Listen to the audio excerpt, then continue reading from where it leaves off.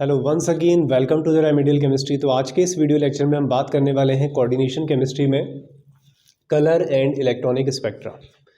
इस टॉपिक में हम लोग पढ़ने वाले हैं डीडी ट्रांजिशन के बारे में डिटेल में समझेंगे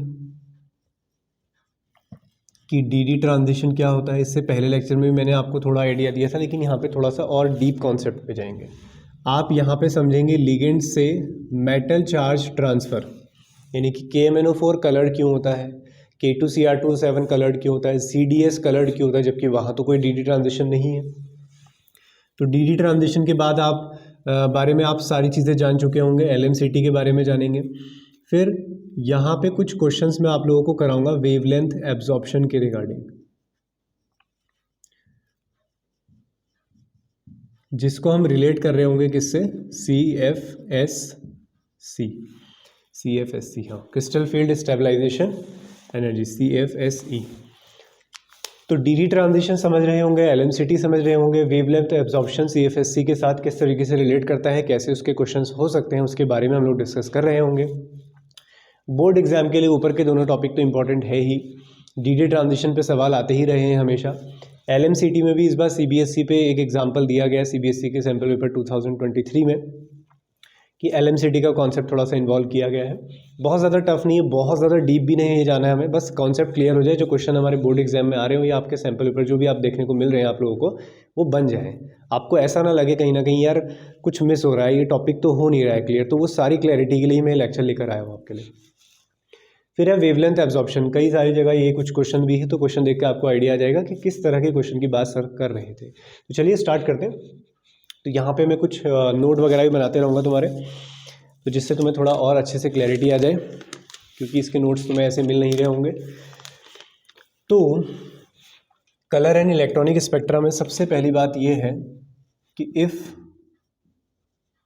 कंपाउंड एब्जॉर्ब्स, ठीक है, if compound absorbs light of one colour, मान लेते हैं कि उस कंपाउंड ने कौन से कलर की लाइट एब्जॉर्ब करी है, ऑरेंज कलर की, देन इट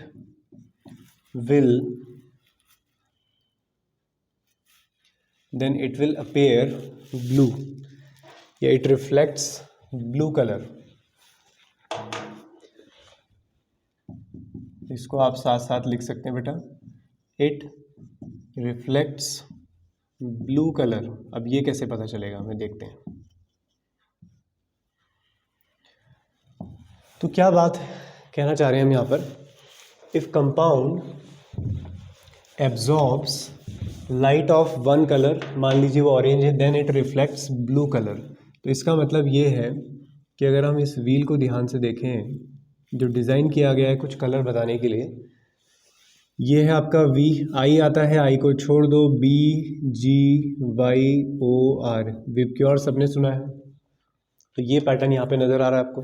अब क्या है इस बात का मतलब, if compound absorbs light of one colour, मान लीजिए ऑरेंज कलर की लाइट अगर आपके कंपाउंड ने एब्जॉर्ब कर ली है।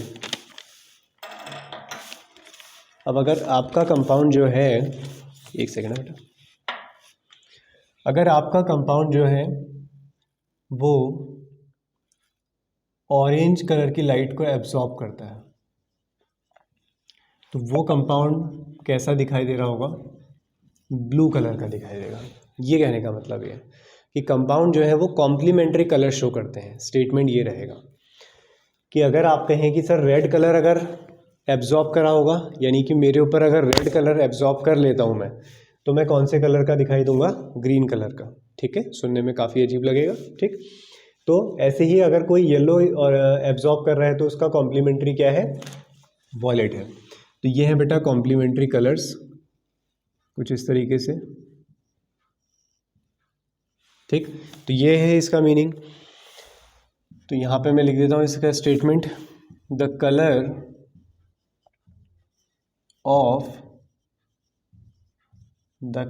Of transmitted light is called complementary colors. Complementary color of absorbed light. तो the colour of transmitted light is called complementary colour of absorbed light. तो जो ट्रांसमिट हो रहा होगा, जिस कलर का आपको वो कंपाउंड दिखाई दे रहा होगा, वो किसका अपोजिट होगा? जो लाइट आप क्या कर रहे होंगे? एब्जॉर्ब कर रहे होंगे. तो एब्जॉर्ब लाइट कौन सी है? ऑरेंज. तो कंपाउंड कैसा दिखाई दे रहा है? ब्लू कलर का दिखाई दे रहा है. क्लियर हुई? मीनिंग क्लियर हुई? तो ये स्टेटमेंट आपके बोर्ड एग्जाम के लिए भी इंपॉर्टेंट है. Compound shows complementary colours of absorb light. जो लाइट एब्जॉर्ब की जाएगी उसका उल्टा कलर दिखाया जा रहा होगा. अब उसके आगे क्या बात है कि अगर जो आपके पास कंपाउंड है, जैसा कि हमने कहा कि अगर वो ऑरेंज लाइट को एब्जॉर्ब कर रहा है तो बेटा वो कैसा दिखाई दे रहा है? वो ब्लू दिखाई दे रहा है. तो कंपाउंड के ब्लू दिखने के दो रीज़न हो सकते हैं. पहला रीज़न ये हो सकता है जो हम यहाँ पे लिख ही रहे हैं कि कंपाउंड कौन से कलर की लाइट को एब्जॉर्ब कर रहा हो? Orange light.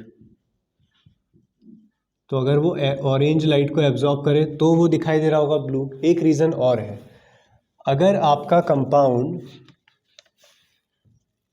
If absorbs all radiations, अगर आपका कंपाउंड सारे रेडिएशन यानी कि जितने भी है सारे, इफ एब्जॉर्ब्स ऑल रेडिएशन, सारे रेडिएशन को ये क्या कर ले? एब्जॉर्ब कर ले एंड रिफ्लेक्ट कर दे. किसको? And reflect blue colour. एक तरीका ये हो सकता है बेटा कि अगर आपका कंपाउंड ऑरेंज लाइट को एब्जॉर्ब करता हो तो वो ब्लू दिखाई दे रहा होगा. दूसरा रीज़न ये हो सकता है कि if absorbs all radiations except blue colour, सारे रेडिएशन को आपने गेन कर लिया लेकिन ब्लू को आपने रिफ्लेक्ट कर दिया. यानी कि सारे रेडिएशन पड़े मेरे ऊपर, ठीक है, ये सारे आए, मैंने सारे रेडिएशन को अपने अंदर रख लिया और ब्लू कलर को छोड़ दिया. तो आप कैसा कहोगे? आप सर ब्लू दिखाई दे रहे हैं, ऐसा ही बोलोगे. या दूसरा कि रेडिएशन कौन से कलर का एब्जॉर्ब कर लिया मैंने? ऑरेंज. तो मैं उसका कॉम्प्लीमेंट्री कलर शो करूंगा, कौन सा? ब्लू. क्लियर हुआ कॉन्सेप्ट? तो ये कहानी है बेटा इसकी. ओके बच्चा लोग, यहाँ तक क्लियर है? तो अब ओवरऑल समरी यहाँ की ये है कि हमें ये ड्रॉ याद हो, ठीक है. उसके बाद बस हमें ये ध्यान रखना है कि कंपाउंड्स जो हैं वो कॉम्प्लीमेंट्री कलर शो करते हैं. कि किसी ने अगर ऑरेंज एब्जॉर्ब किया है तो वो ब्लू दिखाई दे रहा होगा, रेड एब्जॉर्ब किया है तो ग्रीन दिखाई दे रहा होगा, ग्रीन एब्जॉर्ब किया है तो रेड दिखाई दे रहा होगा. ये कॉन्सेप्ट है, इसको आप याद रखना चाहोगे तो रख लेना, नहीं तो इतना काफ़ी है कि कॉम्प्लीमेंट्री कलर्स हमारे कंपाउंड दिखाते हैं. अब दूसरी इंपॉर्टेंट चीज़ कि कई बार हमारे कंपाउंड्स कैसे दिखाई देते हैं बेटा? कलरलेस या फिर वाइट दिखाई देते हैं. कंपाउंड्स कैसे दिखाई देते हैं बेटा? अगर कलरलेस या फिर वाइट दिखाई देते हैं तो सर उसका क्या रीज़न रहेगा? तो बेटा उसका रीज़न ये है कि अगर जो रेडिएशंस आप गेन कर रहे हो, ठीक है, अगर वो कौन से रीजन में लाइज कर रहा हो? वो अल्ट्रा वायलेट रीजन में लाइज कर रहा हो या वो लाइज कर जाए कहाँ पर? IR रीजन में. इसके बीच में ही तो है ना बेटा विजिबल रीजन. तो विजिबल रीजन से अगर थोड़ा आप इधर उधर चले गए तो ये विजिबल रीजन है. तो अगर एनर्जी ज़्यादा हो गई तो भी प्रॉब्लम है, आप अल्ट्रा वायलेट रीजन में चले जाएंगे, वहाँ कोई कलर दिखाई नहीं देने वाला है. अगर एनर्जी कम हो गई तो IR रीजन, इंफ्रारेड रीजन में चले जाएंगे तो वहाँ पर भी कंपाउंड कोई कलर नहीं दिखा रहे होंगे. अब चाहे वहाँ पर DD ट्रांजिशन हो रहा हो या फिर नहीं हो रहा हो, अगर एनर्जी बहुत ज़्यादा है तो भी नहीं कलर्ड होगा, यानी कि बहुत ज़्यादा है और बहुत कम, दोनों ही केसेस में कंपाउंड कलरलेस हो जाएंगे, यानी कि वाइट दिखाई दे रहे होंगे. फॉर एग्जांपल अब इसको थोड़ा सा ऐसे लिख लेते हैं. अब ऐसा कब होगा? अब देखो UV की एनर्जी क्या होती है? ज़्यादा. तो इसका मतलब ये है डेल्टा. डेल्टा क्या होता है? अगर डेल्टा ओ लिख दूँ मैं तो ऑक्टाहेड्रल एनर्जी हो जाएगी, डेल्टा टी लिखेंगे तो टेट्राहेड्रल एनर्जी। तो बेसिकली ये एनर्जी गैप है। तो delta O is very high, अगर बहुत ज़्यादा हो जाए जैसे स्ट्रॉन्ग लिगेंड्स में होता है, अगर बहुत स्ट्रॉन्ग लिगेंड आ गया, गैप बहुत ज़्यादा बढ़ गया, तो भी आप कहेंगे कि सर ये तो यूवी रीजन में चले जाएगा, इतनी एनर्जी ले रहा होगा। अगर ये डेल्टा बहुत कम हो जाए, डेल्टा इज़ वेरी स्मॉल, अगर डेल्टा बहुत कम है, ऐसा टेट्राहेड्रल के केसेस में देखने को मिल जाता है। तो अगर डेल्टा की वैल्यू बहुत कम आ गई तो फिर तो वो IR रीजन में लाइज कर रहा होगा, तो वहाँ पर भी कोई कंपाउंड कलर नहीं दिखा रहे होंगे, चाहे इलेक्ट्रॉनों का ट्रांसफ़र हो रहा हो। तो ये तो हो गई हमारी स्टोरी कि कंपाउंड किस तरीके से कलर कौन कौन से दिखा रहे होंगे और कब नहीं दिखा रहे होंगे। अब बात यह है कि क्यों दिखा रहे हैं, वाई, सर रीज़न क्या है। तो चलिए रीज़न पे बात करते हैं। चलिए बेटा, तो कंपाउंड कलर क्यों होते हैं उसके रीज़न पे बात करते हैं। तो सबसे बड़ी बात रीज़न ये है, ड्यू टू इलेक्ट्रॉनिक ट्रांजिशन। यानी कि आपको अगर MCQ के फॉर्म में कोई ऐसा क्वेश्चन मिल जाए जहाँ पे DD ट्रांजिशन ये सारी चीज़ें लिखी ही नहीं है, सीधे सीधे ऐसा लिखा है ड्यू टू इलेक्ट्रॉनिक ट्रांजिशन, तो आपको पता होना चाहिए कि जो कंपाउंड कलर्ड हो रहे हैं वो इलेक्ट्रॉनिक ट्रांजिशन के वजह से हो रहे हैं। अब वो इलेक्ट्रॉनिक ट्रांजिशन यार D और D के बीच में हो, F और F के बीच में हो, P और D के किसी के भी बीच में हो, इलेक्ट्रॉनिक ट्रांजिशन होना चाहिए। और कौन से रीजन में लाइज करना चाहिए, विजिबल रीजन में। ऐसा नहीं कि इलेक्ट्रॉनिक ट्रांजिशन हो गया सर UV में लाइज कर रहा है, IR में कोई फ़र्क ही नहीं पड़ रहा है, बस इलेक्ट्रॉनिक ट्रांजिशन, ऐसा नहीं। तो इलेक्ट्रॉनिक ट्रांजिशन कौन से रीजन में होना चाहिए, आपका विजिबल रीजन में होना चाहिए, तो ही वो कंपाउंड कलर्ड हो रहे होंगे।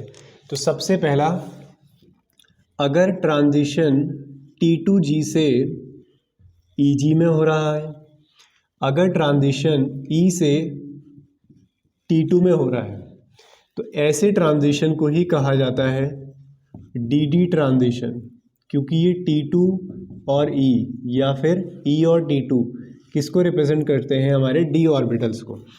ये आप बनाते हो फॉर ऑक्टाहेड्रल और ये आपको मिलते हैं फॉर टेट्राहेड्रल। तो बिना CFT पढ़े अगर तुम ये लेक्चर देख रहे हो तो शायद यहाँ पे थोड़ी प्रॉब्लम आ सकती है। तो T2G में हमारे पास ऐसा ड्रॉ होता है कि नीचे वाले 3 ऑर्बिटल को T2G कहा जाता है, ऊपर वाले को EG। G का क्या मतलब है, सारे मैंने बताया हुआ है CFT पढ़ाते टाइम। ये वाला ऑर्बिटल E और ये T2। तो अगर इलेक्ट्रॉनों का ट्रांजिशन यहाँ से यहाँ हो रहा है तो उस केस में ट्रांजिशन को क्या कहा जाता है, DD ट्रांजिशन कहा जाता है। तो एक कलर कंपाउंड होने का रीज़न ये है कि हमारे पास रेडिएशन आएगा, वो एनर्जी गेन करके कहाँ चला जाएगा, एक्साइटेड स्टेट में। यही गैप है, अगर ये ऑक्टाहेड्रल एनर्जी है तो ये डेल्टा O है, अब अगर ये टेट्राहेड्रल है तो ये डेल्टा T है। तो बेटा अगर ऑक्टाहेड्रल गैप बहुत ज़्यादा हो गया, बहुत ज़्यादा हो गया, तो कहाँ लाइज कर सकता है, UV रीजन में। तब आप कहोगे सर तब भी कंपाउंड कलर नहीं दिखा रहा होगा, चाहे इलेक्ट्रॉन यहाँ से यहाँ चला जाए। Is that clear. ऐसे ही टेट्राहेड्रल में गैप बहुत कम है, अगर इलेक्ट्रॉन यहाँ से यहाँ जा सकते हैं, DD ट्रांजिशन है, लेकिन गैप बहुत कम होने की वजह से कौन से रीजन में आ सकता है, IR रीजन में। तो इसलिए मैंने कहा था थोड़ा सा एडवांस रहेगा, क्योंकि जिन्होंने नॉर्मल चीज़ें पढ़ ली हैं उनके लिए DD ट्रांजिशन ही उनकी दुनिया हो गई है कि DD ट्रांजिशन मतलब कंपाउंड कलर्ड है। तो मैं बोल रहा हूँ कि DD ट्रांजिशन होने के बाद भी कंपाउंड कलर हो भी सकता है या नहीं भी हो सकता है, तो ये सारी बातों पर डिपेंड कर रहा होता है। Is it clear. तो ये कहानी है ट्रांजिशन की, जहाँ पर DD ट्रांजिशन देखने को हमें मिल रहा होगा। फिर हम बात कर लेते हैं LMCT, जो थोड़ा सा आपका एक्स्ट्रा टॉपिक था, जिसको सैम्पल पेपर में टच किया गया है इस बार CBSE के द्वारा। तो LMCT का मतलब है ligands to metal charge transfer. और ये बहुत अच्छी बात है कि इस टॉपिक को, इस क्वेश्चन को लिया गया जो हम पढ़ पा रहे हैं आज इसे, क्योंकि हम लोग जब D ब्लॉक पढ़ते हैं बेटा, या हम लैब में प्रैक्टिकल करते हैं KMNO4 K2Cr2 तो वहाँ पे हम साफ साफ देखते हैं कि हमारे पास कंपाउंड ऐसे हैं जो कलर्ड है, बट उनके पास D में कोई भी इलेक्ट्रॉन नहीं होता है। फॉर एग्जांपल KMNO4 में K की ऑक्सीडेशन स्टेट निकालो, सॉरी Mn की, के की ऑक्सीडेशन स्टेट कितनी होती है, +1 होती है। Mn को x मान लो, ऑक्सीजन की -2 होती है, तो 4 2 जा 8 इज इक्वल टू 0, तो x इज इक्वल टू आ गया है +7। और मैंगनीज का इलेक्ट्रॉनिक कॉन्फ़िगरेशन तुम्हें याद होगा कितना होता है, 3d7 4s2, sorry 3d5 4s2। तो 7 के 7 इलेक्ट्रॉन बाहर चले गए हैं, तो d में कोई भी इलेक्ट्रॉन नहीं है। इसका मतलब यहाँ पर dd ट्रांजिशन पॉसिबल नहीं है। और ये कंपाउंड हम लोग जानते हैं, लैब में हमने देखा है कैसे कलर का होता है, बिल्कुल सही, ये होता है सर पर्पल कलर का। तो वो क्यों है, तो बेटा वो किसके वजह से है फिर, LMCT की वजह से, ligands to metal charge transfer. तो मैंगनीज के ऑर्बिटल खाली हैं, ये मैंगनीज के एम्प्टी ऑर्बिटल्स हैं, तो ये एम्प्टी ऑर्बिटल्स ऑफ मैंगनीज, और ये है हमारा लिगेंड्स यानी कि ऑक्सीजन O2 नेगेटिव के फॉर्म में होगा। तो लिगेंड्स से इलेक्ट्रॉन कहाँ जाने वाले हैं, मेटल के ऑर्बिटल्स में। अब किस मेटल के लिए किस ऑर्बिटल में जाते हैं वो अगर हम पढ़ने लग जाएंगे तो फिर ज़्यादा कॉन्सेप्ट बहुत आगे निकल जाएगा, ठीक है, तो उतना जाना अभी ठीक नहीं है। तो क्लियर हुआ। तो KMnO4 इसका एक एग्जाम्पल है। एक एग्जाम्पल और लिख लो, Cr2O7 2 नेगेटिव यानी कि K2Cr2O7 ऑरेंज कलर का होता है। तो ये ऑरेंज कलर का क्यों है, जबकि इसमें क्रोमियम +6 में है। क्रोमियम +6 मतलब D में कोई भी इलेक्ट्रॉन नहीं है। अगर नहीं है तो इसके कलर का रीज़न भी क्या है, ligands to metal charge transfer है। ऐसे ही CDS कैडमियम सल्फाइड, ये भी आपका येलो कलर का होता है। तो यहाँ पे भी आप देखोगे कैडमियम की ऑक्सीडेशन स्टेट +2 है, इसके D में 10 इलेक्ट्रॉन आते हैं, ZnCdHg 4d10। तो D में तो 10 इलेक्ट्रॉन है, तो dd ट्रांजिशन तो हो नहीं सकता, पूरे भरे हुए हैं इलेक्ट्रॉन। तो CDS येलो कलर का क्यों है।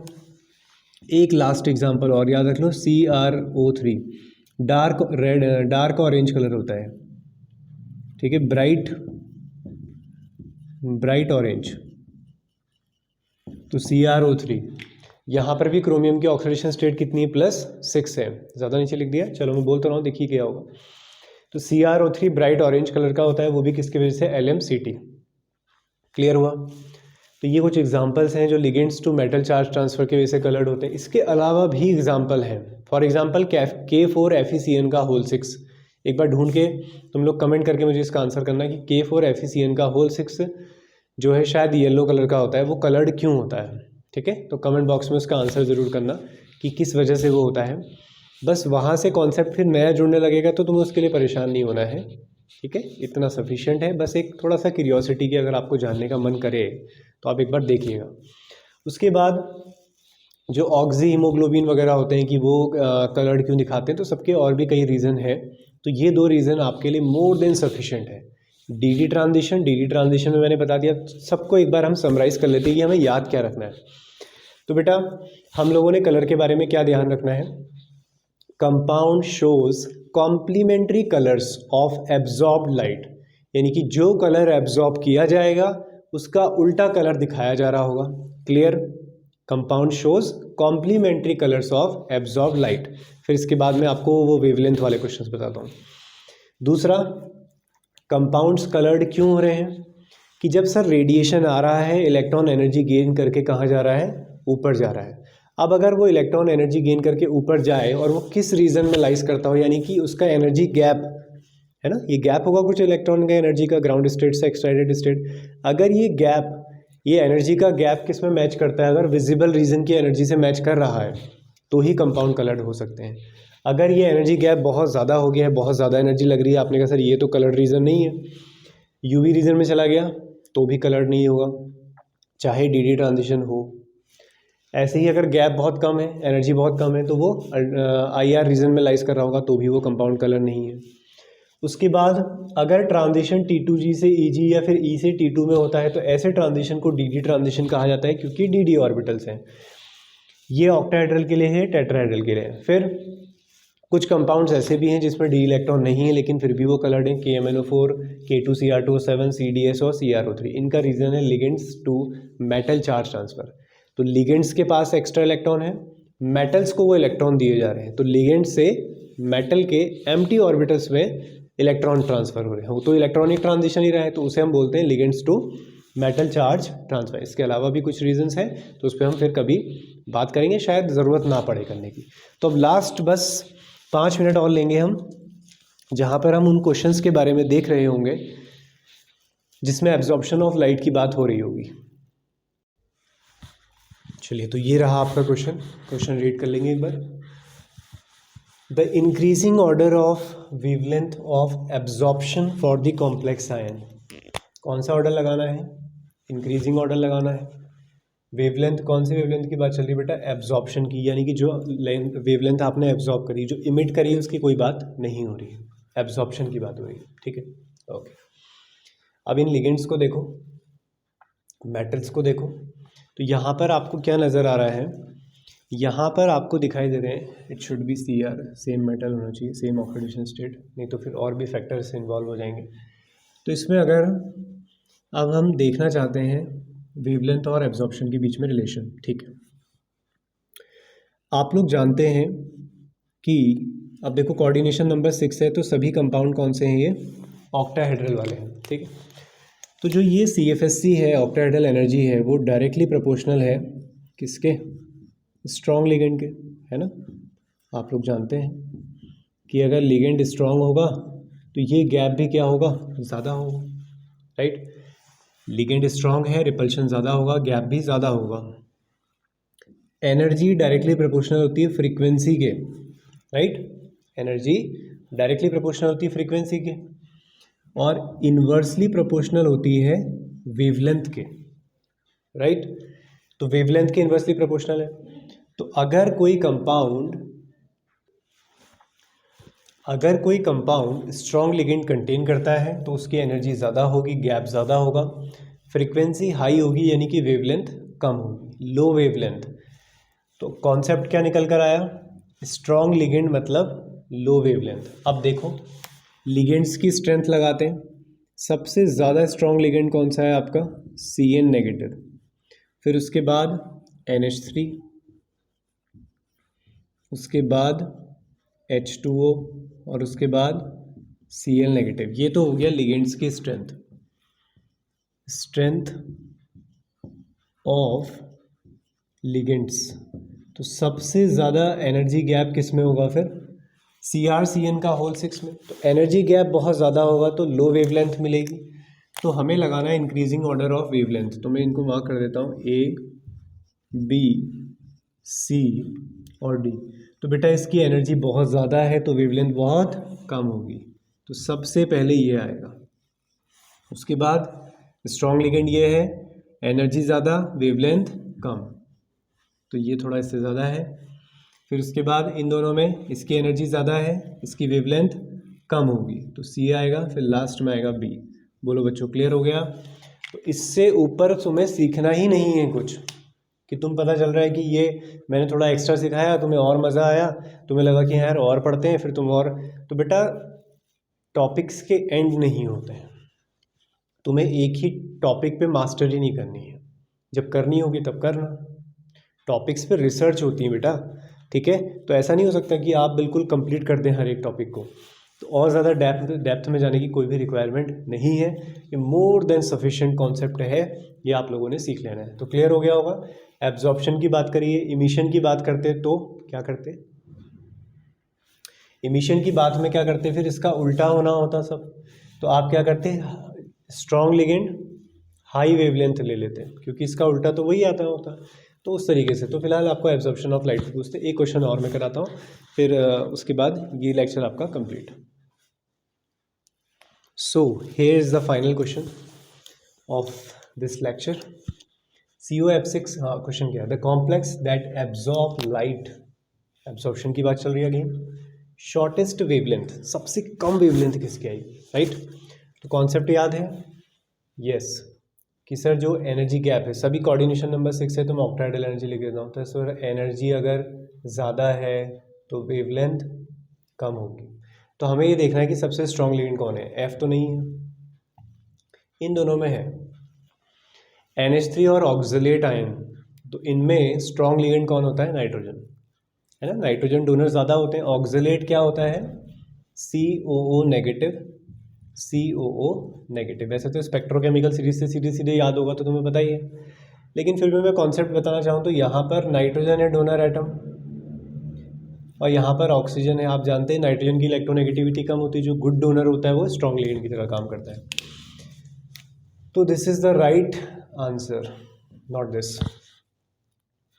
सबसे ज़्यादा स्ट्रॉन्ग लिगेंड इसमें अमोनिया है, तो स्ट्रॉन्ग लिगेंड है तो वेवलेंथ क्या होगी उसकी कम। तो यहाँ पर ये कहानी कंप्लीट हो गई है। तो बस ये भी बातें बता तुम लोगों को याद रखनी है कि compound shows complementary colours of absorb light. जो कलर एब्जॉर्ब किया जाएगा उसका उल्टा कलर दिखाया जाएगा।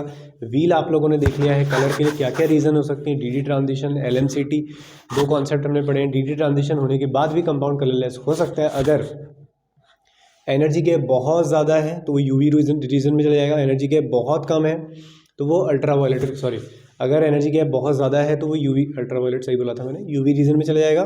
अगर बहुत कम हो गया है तो IR रीजन में चला जाएगा। तो उसके बीच में अगर लाइस कर रहा है तो ही वो विजिबल रीजन में लाइस कर रहा है, यानी कि कलर्ड है। लिगेंड से मेटल चार्ज ट्रांसफर के लिए KMnO4 कलर याद रखो, K2Cr27, CdS, CrO3, तो ये सारे एग्जाम्पल हैं LMCT के। तो आई होप सारे कॉन्सेप्ट क्लियर हो गए होंगे। तो इसके अलावा कोई भी बच्चा एक्स्ट्रा नहीं पढ़ेगा for your board exam and for the NEET exam. JEE वगैरह में थोड़ा सा कॉन्सेप्ट और ऊपर जा सकता है, ठीक है, कुछ क्वेश्चंस में, लेकिन इतना अभी फिलहाल सफिशिएंट है। तो मिलते हैं नेक्स्ट वीडियो में। Thank you very much for watching.